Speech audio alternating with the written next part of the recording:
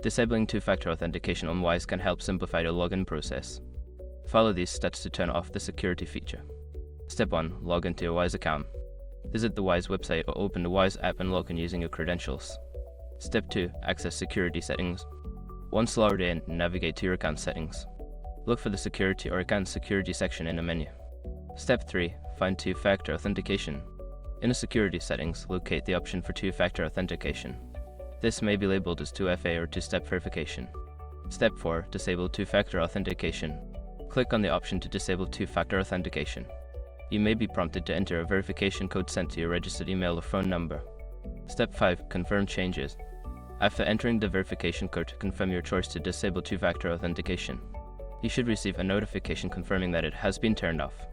By following these steps, you can successfully disable two-factor authentication on your Wise account.